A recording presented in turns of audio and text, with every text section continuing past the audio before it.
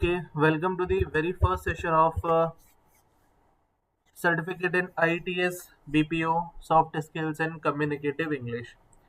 आज से जो है हम स्टार्ट कर रहे हैं अपने कोर्स को और फर्स्ट यूनिट का पार्ट फर्स्ट है। ये सारी चीज़ें स्टार्ट करने से पहले जो है मैं आपको एक बार सिलेबस का गो थ्रू करा देता हूँ कि आपके सिलेबस में क्या क्या चीज़ें हैं, क्या क्या आपको पढ़ना है एंड ऑल। ठीक है, तो ये certificate in IELTS, BPO, soft skills and communicative English, ये आपका कोर्स है। कोर्स कोड है 99, जो आपको ध्यान रखना है। और बाकी सारे मैं क्लोज कर देता हूँ एक बार को टैब्स। ठीक है, ब्रॉड सेक्टर इसका क्या है? Comprehensive knowledge in IT enabled services. तो ये जो आपका IT इनेबल्ड सर्विसेज हैं, ये ब्रॉड सेक्टर है इस कोर्स के लिए। सब सेक्टर्स है soft skills and IT enabled services, एक इंडिपेंडेंट कोर्स है ये। अब यहाँ पे कई सारी चीज़ें आपको पढ़नी होंगी और मेजरली जो आपका ये कोर्स है that is based on skill development. मतलब आपकी चाहे कम्युनिकेशन स्किल्स हों, चाहे आपकी IT स्किल्स हों, ये आपका पूरा पेपर कम्युनिकेशन स्किल्स को, आपकी स्किल्स को बेटर करने के लिए है। जॉब प्रोस्पेक्टस क्या है यहाँ पे? अगर आप इस कोर्स को कंप्लीट कर लेते हो तो बेसिकली आपको BPOs में ट्रेनर के तौर पे, काउंसलर के तौर पे, फ्रंटलाइन ऑफिस एडमिनिस्ट्रेशन में, कस्टमर केयर में, एविएशन सेक्टर में, यहाँ पे आप आराम से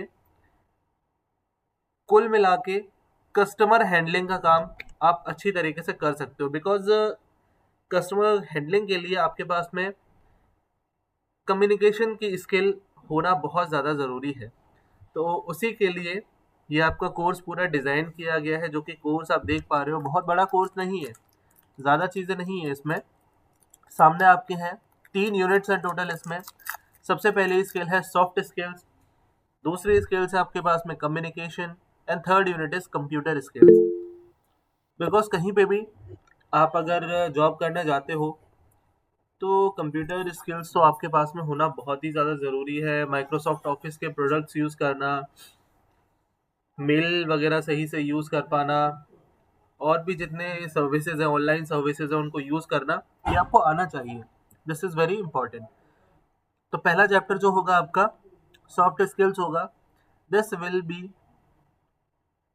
कंटेनिंग वेरियस थिंग्स। कई सारे टॉपिक्स इसमें होंगे। वो टॉपिक्स कौन कौन से होंगे अभी हम उनको देखते हैं आगे चल के। फिर communication skills and then computer skills. फिर आपका नीचे अगर थोड़ा स्क्रॉल करके देखोगे, ये जो सिलेबस आपका मैं दिखा रहा हूँ, ये आपके यूनिवर्सिटी के वेबसाइट पर ही अपलोडेड है।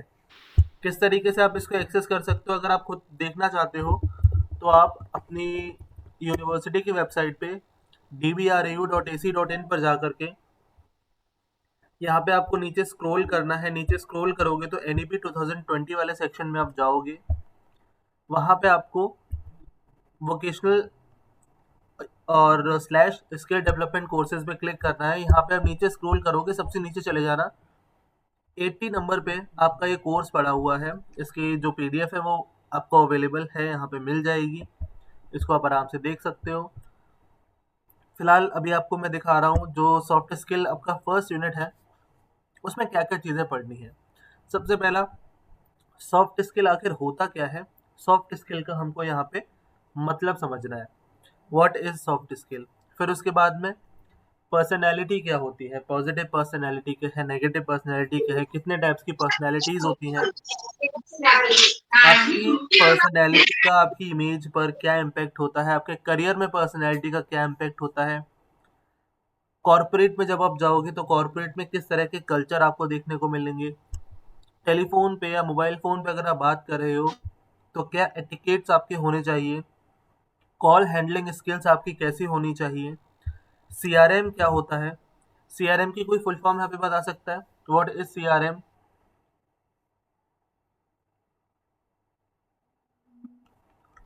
Sir what is CRM? Customer relationship management. हाँ जी, customer relationship management. Relationship management मतलब कस्टमर्स के कस्टमर के साथ संग में, अच्छा व्यवहार। हाँ, कस्टमर्स के साथ में देखिए कोई भी कंपनी तभी चल सकती है जब वो अपने कस्टमर्स को सही तरीके से हैंडल कर पा रही है। जितना ज़्यादा कस्टमर को आप सर्विसेज प्रोवाइड करोगे, time to time feedback provide करोगे, जब उन्हें जिस चीज़ की ज़रूरत है आप टाइमली वो प्रोवाइड करोगे, तो आपकी कंपनी उतनी ही ज़्यादा अच्छे से चल सकेगी। And this comes under CRM, customer relationship management. Customer के साथ का आपका रिलेशनशिप कितना अच्छा है, कितना स्मूथ है। सॉफ्ट स्किल्स में फिर एक और चीज़ आती है, सेल्फ अवेयरनेस एंड मोटिवेशन। खुद के बारे में आपको बहुत अच्छी तरीके से पता होना चाहिए कि भाई आखिर आपके पॉजिटिव चीज़ें क्या है, आप में नेगेटिव क्या है, आपके स्ट्रेंथ क्या है, आपकी वीकनेसेस क्या है। एक बार आप उनको अच्छी तरीके से समझ सकोगे, आपकी स्ट्रेंथ्स को आप समझ सकोगे, अपनी वीकनेसेस को समझ सकोगे।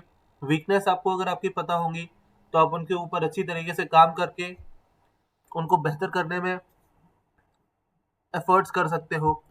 टाइम मैनेजमेंट, भाई time management is very essential for anyone. अगर आप एक स्टूडेंट हो, स्टूडेंट लाइफ में भी जो एक टाइम मैनेजमेंट है that is very much important. फिर इसके बाद आता है एक टर्म है रेपॉर बिल्डिंग। यहाँ पे आप एक टर्म देख पा रहे होगे, 8 नंबर पे है रेपॉर, RAPPORT। रिपोर्ट नहीं पढ़ना है, यहाँ पे टी साइलेंट है। रेपॉर बिल्डिंग, इसका जो प्रोनाउंसिएशन होगा दैट इज रेपॉर बिल्डिंग। अभी होता क्या है, रेपॉर बिल्डिंग का मतलब क्या होता है, कोई बता सकता है? What do you mean by rapport building?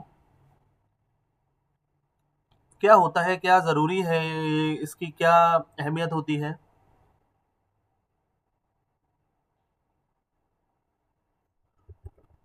Anyone, what is rapport building?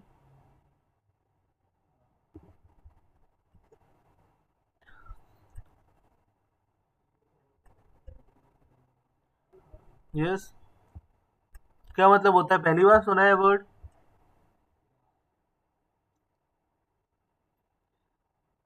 देखो रेपॉर सर बिल्डिंग का शायद डिजाइनिंग वगैरह के लिए होता है, नो, बिल्ड इट करने के इज लिए। Not related to designing. Anyone else? Rapport building का क्या मतलब होता है? अगर आप किसी कंपनी में एक ऐसी पोस्ट पे हो जहाँ पे आप कस्टमर्स के साथ में इंटरेक्ट कर रहे हो, कस्टमर्स के साथ में इंटरेक्शन का आपका काम होता है, सेल्स एग्जीक्यूटिव का काम है आपका, या कोई भी ऐसी आपकी पोस्ट हो सकती है जिसमें आपका डायरेक्ट रिलेशन बनता है किसी एक क्लाइंट के साथ में। तो क्लाइंट के साथ में हमें क्या है, एक कनेक्शन बनाना होता है। क्लाइंट मतलब, रेपॉर बिल्डिंग का सिंपल सा मतलब है, आप लोगों के साथ में अंडरस्टैंडिंग के बेसिस पे, रिस्पेक्ट के बेसिस पे, म्यूचुअल ट्रस्ट के बेसिस पे कनेक्शंस बना रहे हो, रिलेशंस बना रहे हो।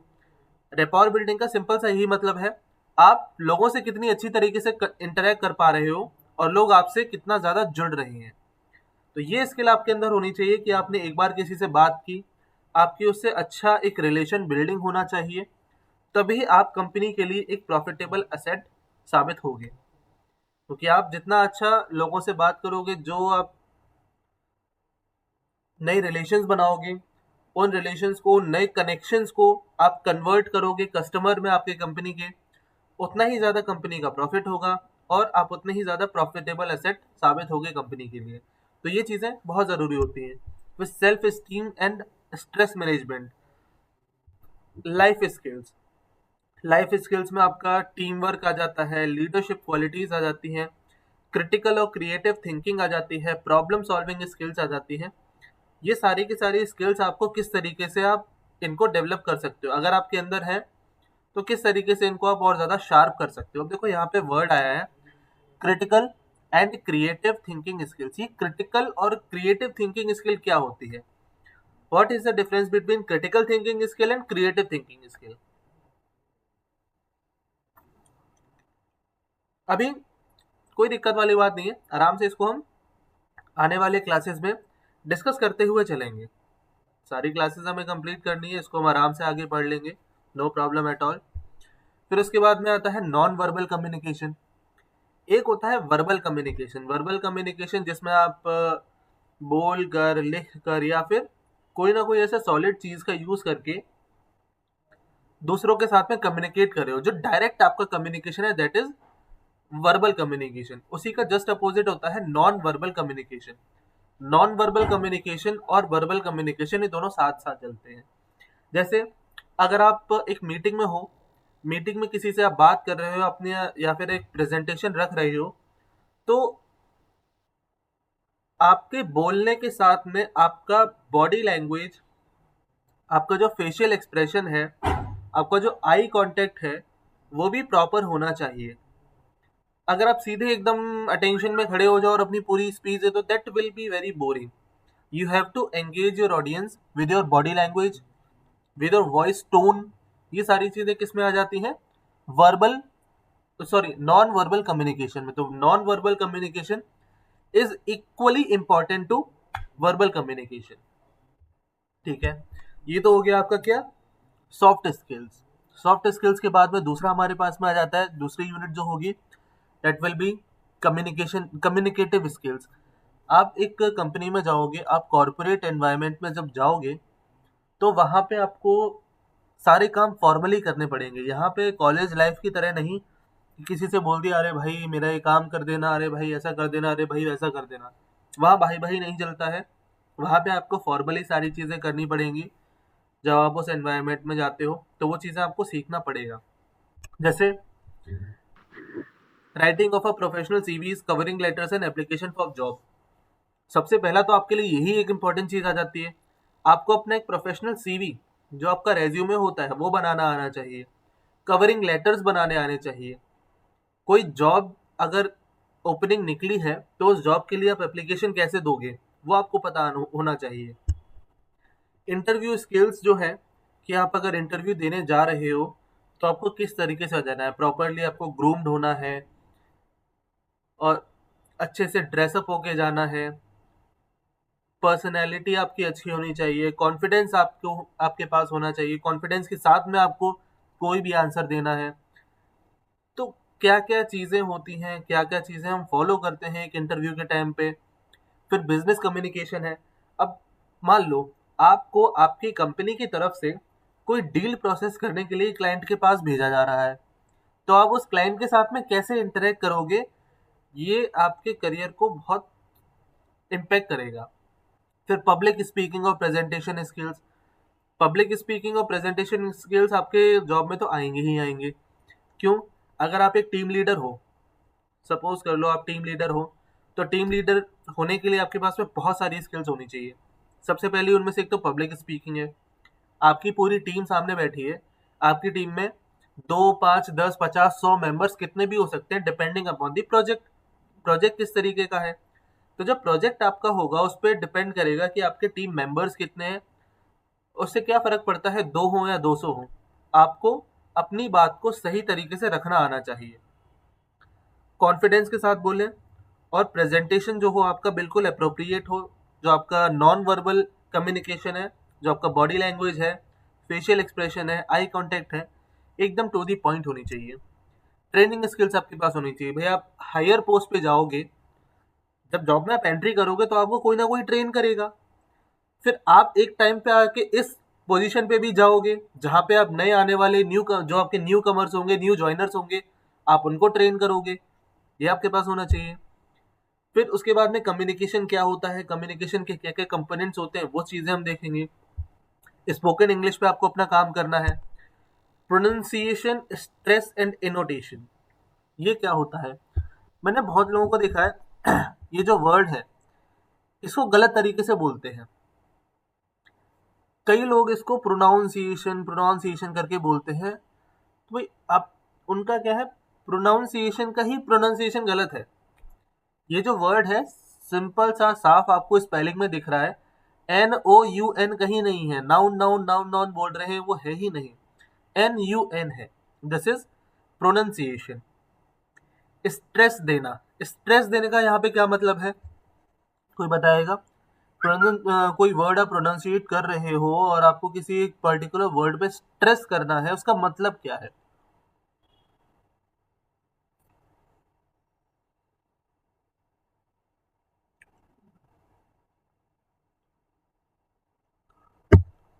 मैंने अगर आपसे बोला कि आपको ये वाला टॉपिक पढ़ना है, ये बहुत ही ज़्यादा ज़रूरी टॉपिक है और इसको पढ़ लोगे एग्ज़ाम में आएगा। एक सिंपल मैंने टोन में पूरा बोल दिया सेंटेंस। यहाँ पे आपको कोई वर्ड इंपॉर्टेंट दिखाई दे रहा है, लेकिन अगर यही पूरी लाइन में आपसे बोलूं कि ये वाला टॉपिक आप बहुत ही अच्छी तरीके से पढ़िए, इसको पढ़ेंगे तो एग्जाम में अच्छे मार्क्स आएंगे। तो मैंने क्या किया, जो वर्ड्स आपको मैं हाईलाइट करना चाहता हूं उन पे मैंने स्ट्रेस दिया। मैंने कहा ये आपको पढ़ना ही चाहिए। थोड़ा मैंने उसको वर्ड को खींचा। This is a very important topic, you have to study this. तो यू हैव टू स्टडी मतलब आपको पढ़ना ही पढ़ना है, ये आपके एग्जाम में आएगा ही आएगा। तो इससे क्या है, आप मेरी बात को समझोगे कि हाँ कोई मैं बहुत इंपॉर्टेंट चीज बता रहा हूँ जो आपको करनी ही करनी चाहिए। इंटोनेशन का मतलब क्या होता है? What do you mean bye intonation? अपनी टोन को ऊपर नीचे करना। अपनी टोन को ऊपर नीचे करना। मैं कोई भी चीज बोलता चला जाऊं और एक ही टोन में बोलता रहूं तो आप लोग बोर हो जाओगे। बोलते बोलते मैं बीच में अपनी टोन हाई करूंगा ताकि मैं आप लोगों का अटेंशन गेन कर सकूं। और जब मुझे लगेगा कि हाँ आप सभी का अटेंशन मेरी तरफ है तो मैं अपनी नॉर्मल टोन में आ सकता हूँ विदाउट एनी प्रॉब्लम। कई बार ऐसा होता है क्लास में बोलते बोलते स्टूडेंट्स आपस में बात करने लगते हैं, तो टीचर अपने टोन को हाई करता है ताकि उनकी बातें आपस में रुक जाए और वो जो टीचर बोल रहा है उन पर ध्यान देने लगे। तो इंटोनेशन बहुत ज़रूरी है।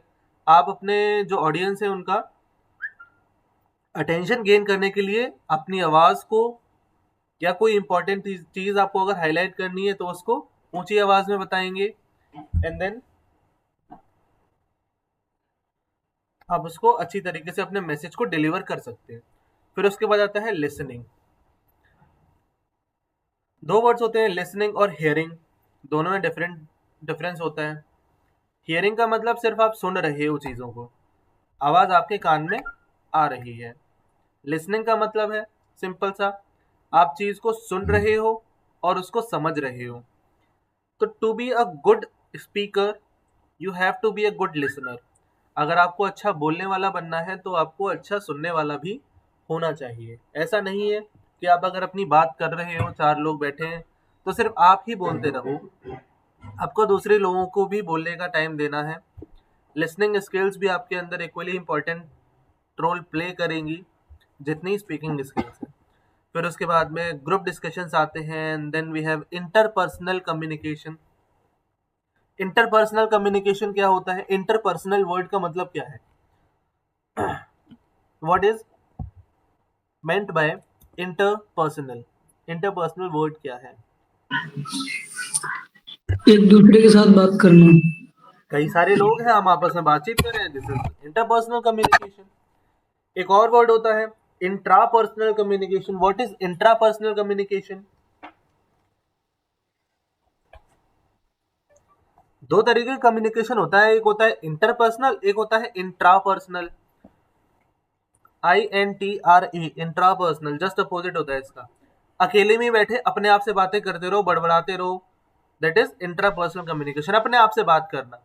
सेल्फ इंट्रोस्पेक्शन टाइप का जो होता है that is known as intrapersonal communication, जिसमें आप हो सकता है किसी चीज के बारे में सोच रहे हो, अपने आइडियाज को रिफ्लेक्ट कर रहे हो, सेल्फ इंट्रोस्पेक्ट कर रहे हो, या फिर मान लो शीशे के ही सामने खड़े हो जाओ, अपनी स्पीकिंग स्किल्स इंप्रूव कर रहे हो, दैट इज इंट्रापर्सनल कम्युनिकेशन, खुद से ही बात करना।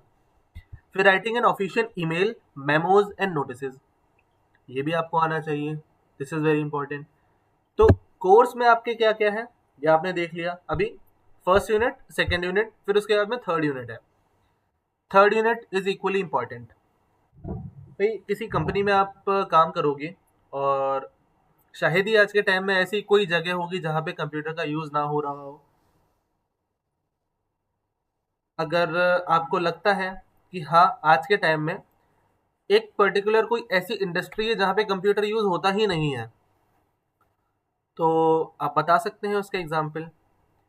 Is there any industry where we are not using computers? कोई जगह है ऐसी, कोई और ऐसा ऑफिस, कोई ऐसी जगह जहाँ पे कंप्यूटर यूज ना हो रहा हो?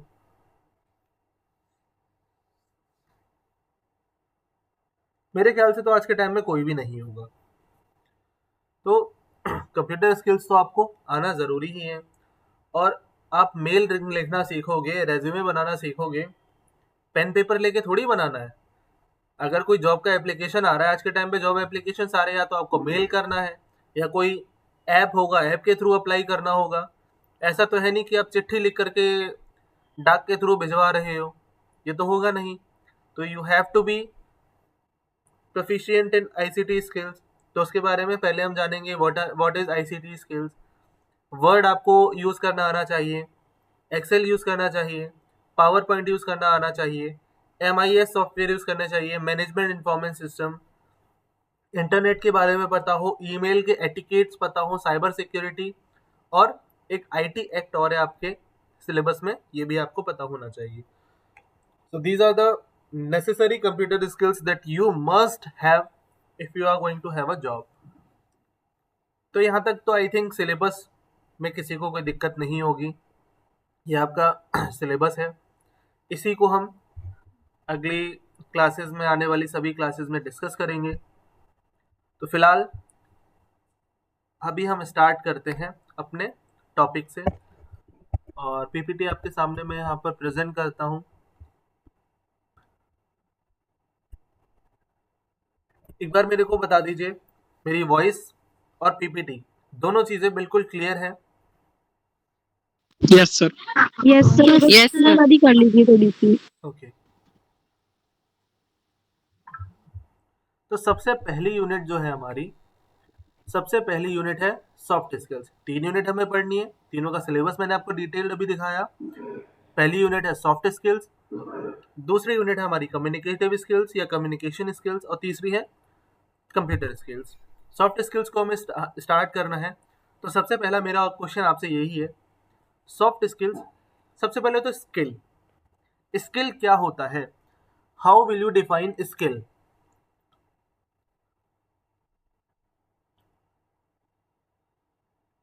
कौशल, हमारे अंदर किसी तरह की विशेषता।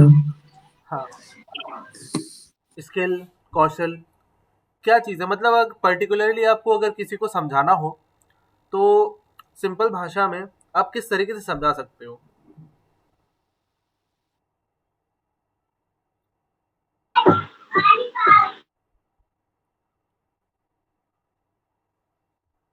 किसी भी काम को बेहतर तरीके से कर पाने की जो आपकी क्षमता होती है, उसको हम बेसिकली स्किल कहते हैं। स्किल दो तरह की होती है, एक है सॉफ्ट स्किल और दूसरी है हार्ड स्किल। सॉफ्ट स्किल्स और हार्ड स्किल्स में डिफरेंस क्या होता है? हार्ड स्किल्स में हम वस्तु को छू सकते हैं, सॉफ्ट स्किल्स में नहीं छू सकते। हार्ड स्किल्स में हम वस्तु को छू सकते हैं, टेंजिबल और इंटेंजिबिलिटी का कॉन्सेप्ट यहाँ पे आ गया। मेरे ख्याल से तो ये प्रॉपर इसकी डेफिनेशन नहीं होगी। मतलब ये आप इससे रिलेट मत करो कि हार्ड है तो छू सकते हैं, सॉफ्ट है तो नहीं छू सकते। This is not the appropriate answer.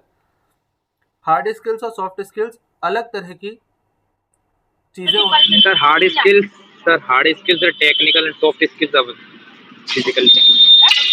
Hard skills technical, soft skills non technical. देखो सर हार्ड, हाँ बताइए। Sir, soft The soft skill जो skills are होती हैं वो अपनी personal traits to होते हैं। पर्सनल ट्रेट्स के लिए होती हैं, और जो हार्ड स्किल होती हैं वो मतलब ऑफिस वगैरह के वर्क वगैरह के लिए काम से रिलेटेड करते हैं। कभी भी किसी जॉब के लिए जब अप्लाई करोगे, वहां पे एक स्किल सेट पूछा जाता है।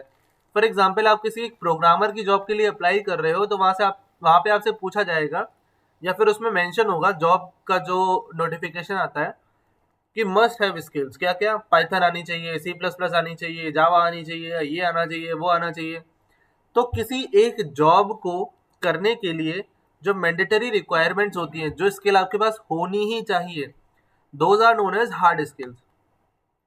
कोडिंग कोई किसी को आता है, कॉपी राइटिंग आता है, कोई मैकेनिकी कर सकता है, कोई किसी चीज को ठीक कर सकता है। तो these are hard skills. Hard skills are directly related to your job specification. किस तरह की जॉब है, किस तरह का करियर आप परस्यू कर रहे हो, हर एक करियर की अपनी अपनी हार्ड स्किल्स होती हैं। एक डेवलपमेंट जो करता है बंदा, उसकी एक अलग स्किल है, मैकेनिक की अलग हार्ड स्किल्स है, इलेक्ट्रीशियन की अलग हार्ड स्किल्स है। तो हार्ड स्किल्स जो है वो मेजरेबल एबिलिटीज होती है, मतलब ऐसी आपकी एबिलिटीज हैं जिनको मेजर किया जा सकता है, जिनको पढ़ा के सिखाया जा सकता है, और जितना ज़्यादा एक्सपीरियंस आपको होगा उतने ही ज़्यादा आप उसमें बेटर होगे। वो तो सारी आपकी हार्ड स्किल्स हो गई। हार्ड स्किल जो है वो सिखाई जाती हैं। इसकी जस्ट दूसरी साइड होती है सॉफ्ट स्किल्स। सॉफ्ट स्किल्स आपकी खुद की पर्सनैलिटी की जो चीज़ें होती हैं, दोज आर सॉफ्ट स्किल्स। और ये ऐसा नहीं है कि आपको ज़बरदस्ती कोई सिखा दे, ये आपके अंदर शुरुआत से होती हैं और टाइम लगता है इनको डेवलप करने में। क्या क्या चीज़ें इसमें आती हैं? कम्युनिकेशन, आप लोगों से किस तरीके से बातचीत कर रहे हो। आपकी क्रिटिकल थिंकिंग, क्रिटिकल थिंकिंग क्या है? किसी चीज़ को देखकर, समझकर उस पर अपने विचार बनाना, उस पर अपनी राय बनाना। मतलब ऐसा नहीं है किसी ने आपको बोल दिया कि ऐसे होता है, ये वैसा होता है, तो आपने उसकी बात मान ली। कोई अगर आपको बता रहा है तो आप उस पर सोचोगे कि उस पर्सन ने मेरे से ऐसा क्यों कहा, और क्या वो जो बोल रहा है वो सही है या गलत है, मुझे वो मानना चाहिए या नहीं मानना चाहिए। This is critical skill. मतलब आप दूसरों की बातों से चल रहे हो, आपके अंदर खुद की भी कुछ कंशियंस है। That is your critical thinking. Adaptability, adaptability का मतलब माहौल के साथ में ढलना, कि आप आज एक जगह पे हो। जैसे कई लोग क्या होता है, अडेप्ट नहीं कर पाते हैं। आप कॉलेज में आए, कॉलेज में आने के बाद में आपको कॉलेज स्टूडेंट की तरह बिहेव करना चाहिए था, लेकिन कई लोग क्या होता है अपनी 11th-12th वाली ही लाइफ जीते रहते हैं। कॉलेज में आ गए, पास आउट हो गए, लेकिन मेंटेलिटी अभी भी 11th-12th वाली है। उन्होंने अडेप्ट नहीं किया, खुद को टाइम के साथ चेंज नहीं किया। जो अडेप्ट नहीं करेगा वो आगे नहीं बढ़ पाएगा। So you have to adapt with time and with circumstances. जैसी हालात होंगे, जैसा टाइम होगा, उसके हिसाब से आपको खुद को चेंज करना पड़ेगा, अडेप्ट करना पड़ेगा। तो ये सारी की सारी कैसी स्किल्स होती हैं? सॉफ्ट स्किल्स होती हैं। ये आपको कोई सिखाने नहीं आएगा, ये आपकी पर्सनैलिटी का एक पार्ट होती है। इनको बेहतर करने में लोग आपकी हेल्प कर सकते हैं, लेकिन आप ये कह दो कि आपके अंदर कोई ये चीज़ें इंस्टॉल करके चला जाए तो ऐसा नहीं होगा। हार्ड स्किल्स तो ऐसी स्किल्स है भाई, आपको कोई चीज़ अगर एक मैकेनिक है, मैकेनिक के लिए हार्ड स्किल्स क्या है? उसको ये चीज़ें ठीक करनी आनी चाहिए। अरे अगर नहीं भी आती हैं तो किसी एक्सपीरियंस बंदे से वो सीख सकता है जाके। लेकिन एक कम्युनिकेशन स्किल जो है वो बंदे को खुद ही सीखनी पड़ेगी। मान लो सॉफ्ट स्किल में एक सबसे इंपॉर्टेंट लिया जाए पब्लिक स्पीकिंग। सॉफ्ट स्किल्स को अगर हम देखें तो सॉफ्ट स्किल्स में एक बहुत ही इंपॉर्टेंट स्किल आती है पब्लिक स्पीकिंग। पब्लिक स्पीकिंग एक बहुत ही डिफिकल्ट टास्क है। बहुत लोग ऐसे हैं जो अकेले में तो कितनी भी बातें उनसे करवा लो, पूरे दिन बैठे बातें करते रहेंगे, लेकिन अगर बात आ जाए कि आपको 10 लोगों के सामने खड़े होके कुछ बोलना है, किसी टॉपिक पे बोलना है, या फिर आपको अपने विचार रखने हैं, तो कई लोगों का मुंह ही नहीं खुलेगा, बोल ही नहीं पाएंगे, हाथ पैर कपने लगेंगे। And this is known as stage fright. Stage fright क्या होता है?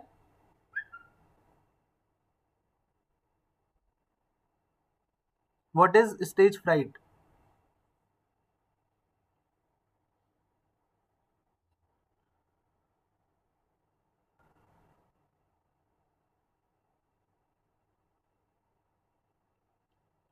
बताइए। देखो, स्टेज फ्राइट का सिंपल सा मतलब है पब्लिक स्पीकिंग से जिसको डर लगता है। अगर आप गूगल पे भी जाके चेक करो top 10 things that people fear the most, मतलब टॉप 10 ऐसी चीजें जिनसे लोगों को सबसे ज्यादा डर लगता है, तो पब्लिक स्पीकिंग एक ऐसी चीज है जिससे दुनिया में बहुत ज्यादा लोग डरते हैं, और वो टॉप 10 में इंक्लूडेड है। कार एक्सीडेंट नहीं, जानवर, कीड़े मकोड़े, कुछ भी नहीं, पब्लिक स्पीकिंग। पब्लिक स्पीकिंग से बहुत लोग डरते हैं। 10 लोगों के सामने खड़ा कर दिया जाए बोलने को, नहीं बोल पाएंगे। सो पब्लिक स्पीकिंग एक ऐसी चीज है, एक ऐसी सॉफ्ट स्किल है जो आपको कोई सिखा थोड़ी ना सकता है, आपको खुद से ही इम्प्रूव करना होगा। आपको अपनी कम्युनिकेशन को खुद इम्प्रूव करना होगा, आपको अपने प्रोनाउंसिएशन को खुद इम्प्रूव करना होगा। तो ये सारी ऐसी चीज़ें जो आपकी पर्सनैलिटी के एट्रीब्यूट्स बनते हैं, पर्सनैलिटी ट्रेड्स होती हैं, उनको सॉफ्ट स्किल कहा जाता है, जिनको आप खुद में बेहतर बनाते हो, खुद से प्रैक्टिस करके इनको बेहतर करते हो, कोई और आपको दूसरा सिखाने नहीं आएगा। सिंपल डेफिनेशन क्या है इसकी? Soft skills are the personality traits या personality attributes and communication abilities. Personality और कम्युनिकेशन से रिलेटेड होती हैं, required for a success in a job. ये जॉब स्पेसिफिक नहीं होती हैं। हार्ड स्किल और सॉफ्ट स्किल, इन दोनों के बीच में बहुत बड़ा डिफरेंस ये है कि हार्ड स्किल जो है वो जॉब स्पेसिफिक होती है, सॉफ्ट स्किल जॉब स्पेसिफिक नहीं होती हैं। ये हर जगह आपको काम आएगी।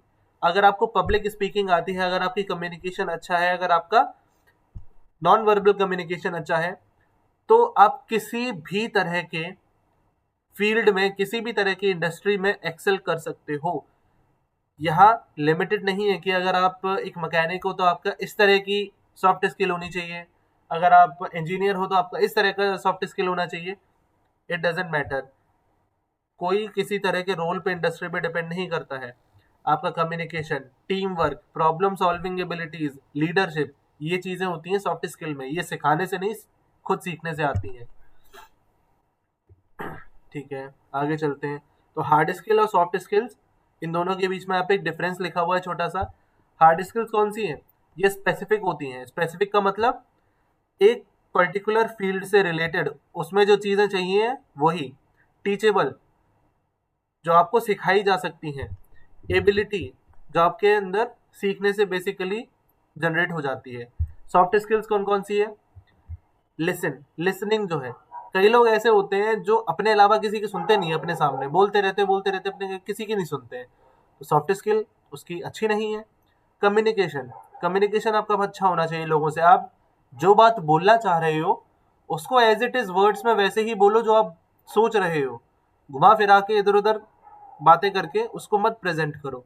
एम्पैथी होनी चाहिए आपके सामने, सामने किस पर्सन से, कैसे पर्सन से बात कर रहे हो ये देख के आपको बात करना चाहिए। बच्चा है, बड़ा है, बूढ़ा है, या फिर कोई फिजिकली डिसेबल्ड पर्सन के सामने आप बात कर रहे हो, तो आपको एम्पैथी रखनी चाहिए अपने ऑडियंस को लेकर।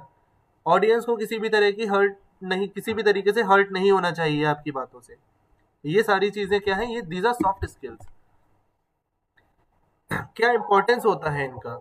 What is the importance of soft skills? बहुत इंपॉर्टेंट होती है हमारी लाइफ में भाई। कम्युनिकेशन अगर आपका अच्छा होगा तो लोगों के साथ में आपका रिलेशन बढ़िया बनेगा। आप अपनी बात को सही तरीके से रख सकते हो तो लोग आपको पसंद करेंगे कि हाँ भाई ये जो बोलता है सीधा बोलता है, साफ बोलता है, बातों को इधर उधर घुमाता नहीं है। पर तो ऐसे पर्सन को ज्यादा लोग प्रेफर करेंगे अपने साथ रखना। टीम वर्क आपका अच्छा होगा। सॉफ्ट स्किल्स में एक टीम वर्क भी आता है भाई। जो टीम को साथ में लेके चलता है दैट पर्सन इज प्रेफर्ड मोर। अकेले काम करने वाले को बहुत ज्यादा लोग नहीं पूछते हैं, जो टीम को साथ में लेके चलता है he is preferred. Problem solving skill अगर आपकी अच्छी है, कितना भी कॉम्प्लेक्स से कॉम्प्लेक्स एनवायरनमेंट आपको दे दिया जाए उसमें आप बहुत आराम से, बहुत प्यार से सभी अपनी टीम को उस प्रॉब्लम से निकालते हुए ले जाओ, तो आप हमेशा हर जगह प्रेफर करे जाओगे। लीडरशिप एबिलिटी, लीडर का काम होता है लोगों के साथ मिलके काम करना, ना कि सिर्फ लोगों से काम कराना। वो खुद भी काम करेगा, दूसरों को बताएगा भी काम क्या करना है। वो सिर्फ मैनेजमेंट नहीं करता है, वो अपने जो टीम मेंबर्स हैं उनको मोटिवेट भी करेगा, गाइड करेगा और साथ में काम करता हुआ चलेगा। तो एक टीम लीडर की एक बहुत इंपॉर्टेंट रोल होता है अपने टीम को आगे बढ़ाने में। एग्जाम्पल्स क्या क्या है इनके? कम्युनिकेशन स्किल्स है, प्रॉब्लम सॉल्विंग स्किल्स है, टीम वर्क है, टाइम मैनेजमेंट है, अडेप्टेबिलिटी है। प्रोजेक्ट मैनेजर्स होते हैं भाई, कई सारी जो कंपनीज हैं इंडिया में, these are service based companies. India में सर्विस बेस्ड कंपनीज बहुत सारी हैं, प्रोडक्ट बेस्ड कंपनीज बहुत कम है। फिर भी कई सारी जगहों पे जो वेब डेवलपमेंट होता है या फिर कोई भी काम हो रहा है, वहाँ पे जो प्रोजेक्ट कंपनी ले रही है हर जगह पे एक टीम लीडर जरूर होगा। एक टीम लीडर होता है, प्रोजेक्ट मैनेजर होता है। तो प्रोजेक्ट मैनेजर कैसे लोग बनते हैं? जिनकी कम्युनिकेशन स्किल्स अच्छी हो, जो अपनी बात को क्लियरली समझा पाए, जो हर प्रॉब्लम, हर सिचुएशन में सॉल्यूशन निकाल पाए, जो टीम को साथ में लेकर चले, जो टाइम को मैनेज करके चले और समय के साथ में अपने आप को चेंज करते हुए चले, एडेप्टेबल हो। ऐसे लोगों को इस पोस्ट पे बढ़िया तरीके से प्रमोशन मिलता है। तो these are the important personality traits that you must have in you. ठीक है, अब उसके आगे चलते हैं। तो व्हाट इज पर्सनैलिटी? पर्सनैलिटी क्या होती है? Personality refers to the individual differences in characteristics, pattern of thinking, feeling and behaviour. Personality का सिंपल सा मतलब अगर बोला जाए, एक पर्सन को ये जो पैरामीटर्स मान लो, ये पैरामीटर्स मान लो, इन पैरामीटर्स के बेसिस पे आप एक पर्सन को कैसे नाप रहे हो, ये उस पर्सन की पर्सनैलिटी बन जाती है। भाई मैं अगर बोल रहा हूँ, मेरे सामने कोई बंदा है, मैं किसी बंदे की तारीफ कर रहा हूँ कि भाई उसकी पर्सनैलिटी बहुत अच्छी है, तो इसका मतलब क्या है? मैं किसी की अगर तारीफ कर रहा हूँ that he have a very good personality, तो मेरा कहने का मतलब क्या है?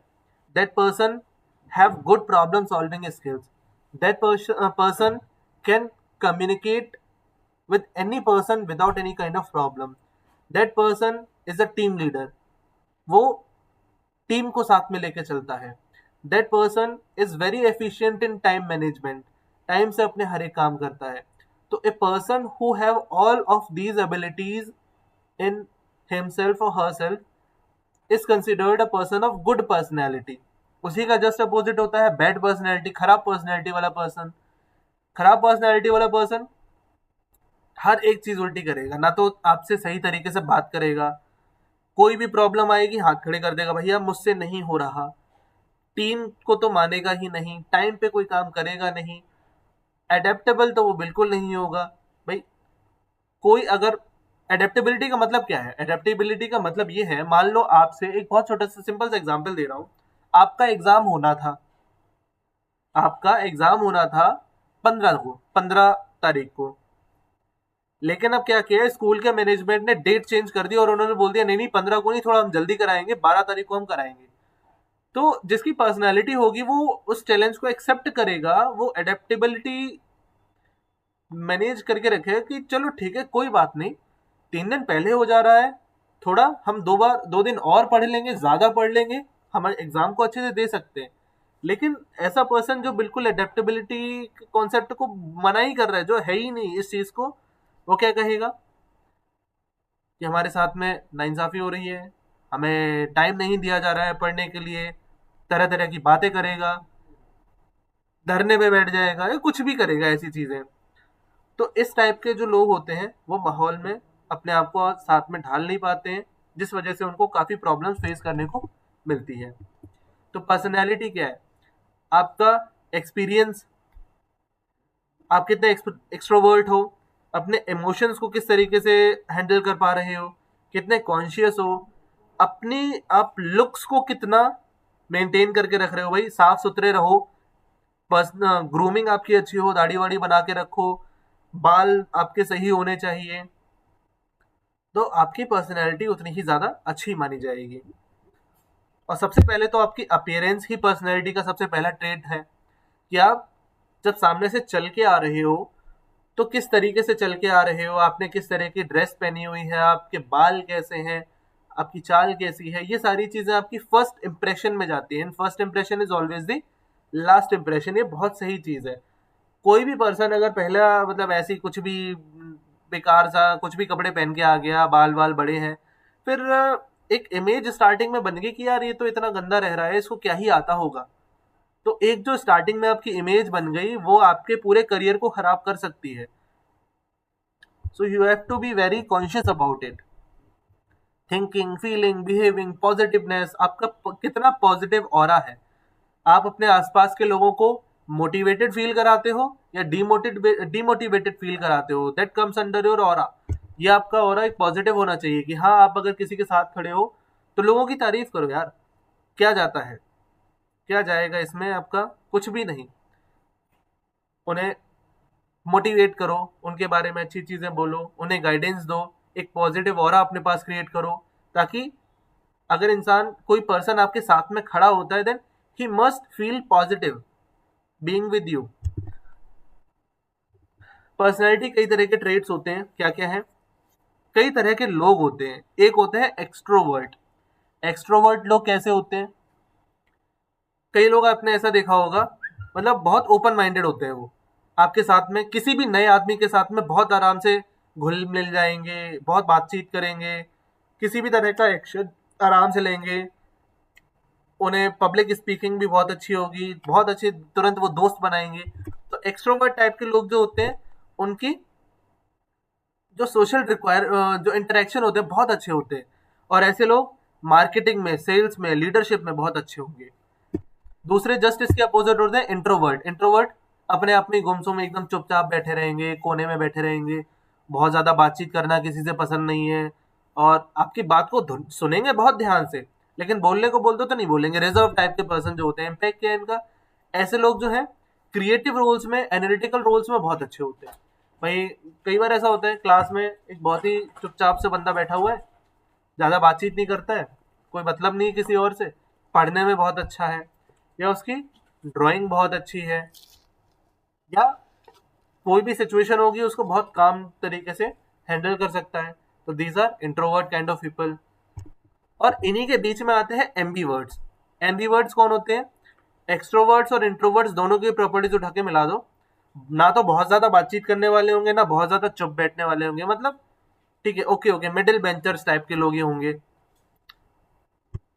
सिचुएशन पे डिपेंड करेगा, कैसी सिचुएशन है उसके हिसाब से इनका रिएक्शन रहेगा। ये जो एम्बीवर्ट होते हैं, ये एम्बीवर्ट किसी भी तरह के रोल में बहुत आसानी से काम कर लेते हैं, बहुत वर्सेटाइल होते हैं, चाहे लीडरशिप का दे दो, चाहे चुपचाप कोने में बैठ के काम करने वाला कुछ भी दे दो, टीम बेस्ड एनवायरनमेंट में ले जाओ, हर जगह ये बहुत आराम से घुल मिल जाएंगी। फिर उसके बाद होते हैं थिंकर्स और फीलर्स। ये कौन होते हैं, जो अपनी सोच में डूबे रहते हैं। थिंकर्स जो किसी लॉजिक के बेसिस पे, किसी मतलब लॉजिक को ध्यान में रखते हुए बहुत ज्यादा सोच समझ के उस पर डिसीजन लेते हैं। फीलर्स क्या है, जो सीधे इमोशंस के बेसिस पे लेते हैं। बहुत सिंपल सा एग्जांपल इसका, कि अगर आपको कहीं घूमने जाना है, अगर आप थिंकर टाइप के पर्सन हो तो पहले 10 बार सोचोगे, अरे जाएंगे, टाइम वेस्ट होगा, पेट्रोल वेस्ट होगा, ये होगा, वो होगा, कुछ ऐसा हो गया तो क्या करेंगे, वैसा हो गया तो क्या करेंगे, बैठे बैठे अपना टाइम वहां पे वेस्ट कर दोगे। फीलर्स क्या करेंगे, आज मौसम बढ़िया है, चलते हैं घूमने, होगा सो देखा जाएगा। तो ये उस टाइप के लोग होते हैं। थिंकर्स में excellent technical and managerial roles. ये कौन से लोग होते हैं, टेक्निकल रोल में, मैनेजरियल रोल्स में तो बहुत अच्छा काम करेंगे। मतलब कोई भी आपको एक बिजनेस डिसीजन लेना है तो उससे पहले 10 बार सोचेंगे कि अगर ऐसा हो गया तो क्या करेंगे, वैसा हो गया तो क्या करेंगे, हर तरह की चीज सोचेंगे। ठीक है। फीलर्स कौन होते हैं, ये जो ह्यूमन रिसोर्स वाले रोल होते हैं, एचआर मैनेजमेंट वाला जो रोल होता है, उसमें बहुत एक्सेल करते हैं, जहाँ पे फीलिंग के बेसिस पे आपको काफी सारी चीजें मेंटेन करके रखनी पड़ती हैं। तो these are different types of personalities that a person can have. अब इसके बेसिस पे आप देखो आप क्या हो, एक्सट्रोवर्ट हो, इंट्रोवर्ट हो, एम्बीवर्ट हो, थिंकर हो, फीलर हो, क्या हो। ठीक है। तो यहाँ तक जो जितनी भी चीजें हुई हैं सभी को बिल्कुल क्लियर है, एनी डाउट्स, यहाँ तक किसी को कोई डाउट?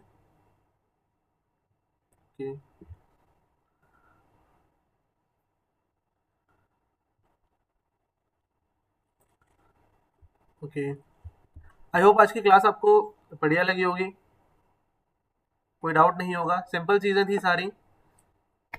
आज के लिए हम इतना ही रखेंगे। आज में हमने क्या किया है, आपका सिलेबस डिस्कस किया, पर्सनैलिटी के बारे में पढ़ा, पर्सनैलिटी क्या होती है, उसके अलावा पर्सनैलिटी के टाइप्स पढ़े, सॉफ्ट स्किल और हार्ड स्किल के बारे में पढ़ा। तो इसमें यहाँ तक आपको कोई भी किसी तरह का दिक्कत नहीं होनी चाहिए। आज के लिए फिर हम इतना ही रखते हैं। If you have any problem that you can stay and ask your doubts. बाकी क्लास आज के लिए हम यहीं पे ख़त्म करते हैं।